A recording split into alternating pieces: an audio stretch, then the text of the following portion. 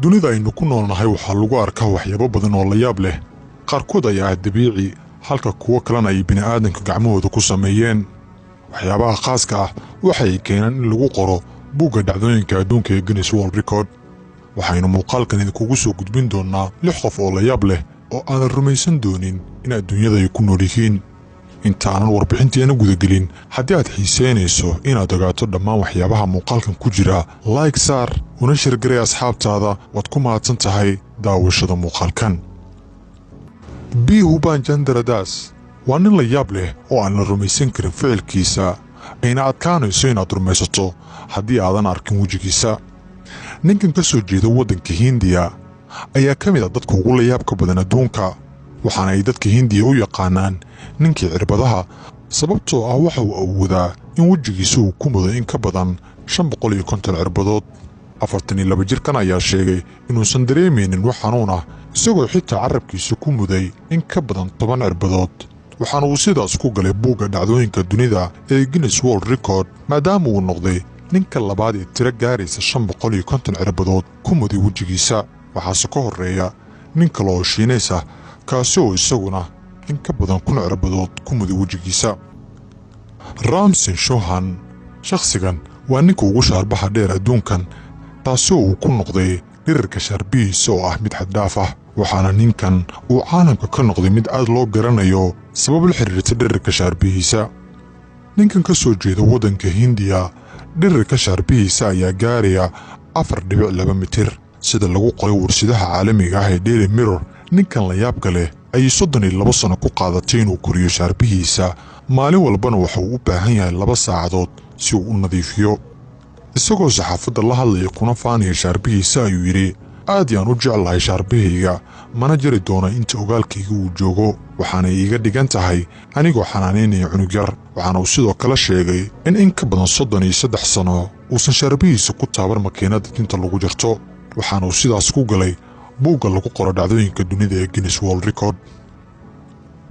Lee Yong-shee waxaa loogu yeeraa boqorka basbaaska, maadaama in ka badan cuntadiisa maalinlaha ah uu isticmaalo basbaaska weliba si caadiga ka baxsan. ninkani la yaabka leh waxa uu ka soo jeedaa waddanka Shiinaha. waa shakhsi dhab ahaan qaas ah marka la miisaamo ka duwanaanshihiisa dadka kale.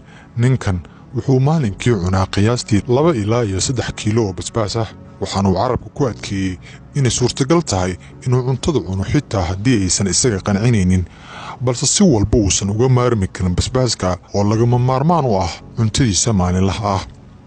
si uu baahidiisa dhanka basbaaska u daboolana, waxa uu samaystay beer ay ku aasan yihiin noocyada kala duwan ee basbaaska. Kathleen Thornley, gabadhan waxay ka soo jeedaa waddanka Maraykanka, waxaana la yaab leh inay leedahay dhaqan iyo xaalad ka duwan dhammaan dadka kale ee adduunka jooga, maadaama ay maalin walba hindhisayso celcelis ahaan 12,000 jeer.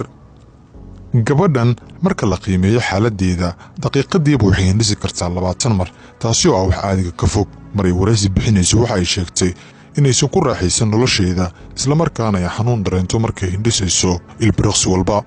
dhaqaatiirtu weli ma helin dawada gabadhan, waxaanay xaqiijiyeen in gabadhu aysan lahayn wax xasaasiyad ah, laakiin arrintani ay tahay wax rabaani ah.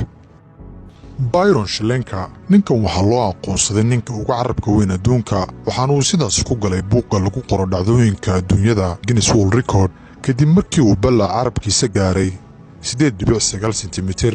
waxaa sidoo kale la yaab leh in gabadhiisa Emily Byron ay noqotay haweeneyda ugu carabka weyn adduunka kadib markii ballaca carabkeedu uu gaaray 7.3 sentimitir. waana uu sii kori doonaa haddii ay da'daasi ka sii weynaato sida la qiyaasayo.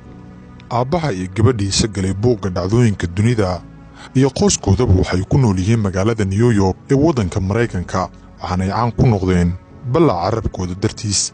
Kusma Fati waa haweeney la yaab leh, taasoo ficiladeeda ay ka naxaan dhammaan dadka ku nool adduunka, inkastoo iyadu ay caadi u aragto samaynta ficilkan oo ah in la cuno carrada iyo dhagxaanta. haweeneydan 80 sano jirka ah ee ku nool magaalada Varanasi ee carriga Hindiya waa mid in ka badan cuntada caadiga ah cunto carrada iyo dhagxaanta adag, waxaana ay sheegtay in 65 sano ay cunaysa carrada iyo dhagxaanta, dhibaatana aysan kala kulmin. waxay sidoo kale ku warantay inay ka hesho tamar iyo awood badan. miyaad adigu suuraysan kartaa in haweeneydan da'da ah ay bilowday cunidda dhagxaantii carrada si maalinla ah markii ay jirtay da'da 15 sano. haweenaydan da'da ah carruurtii ay iyadu u tahay ayaa la sheegay inay ka walwalsan yihiin ficilka iyadeed, laakiin dhaqanka 65 sano soo jiray halis weyn kama imaan karto siday aniguba ila tahay. haddii aad daawatay muuqaalkan, dhammaan dhacdooyinka aan ka soo hadalnay midee ayaa kaa yaabisay oo ku soo jiidatay? haddii aad muuqaalkan ilaa iyo dhammaad ka daawatay, haddii aad ilowda like saar una sheer gari asxaabtaada si aan muuqaalkan kiisi xiga ugu soo gudbinno warbixin kale oo kaa yaabin karta. magacaygu waa Shaafici Maxamuud Nuur Shaafici.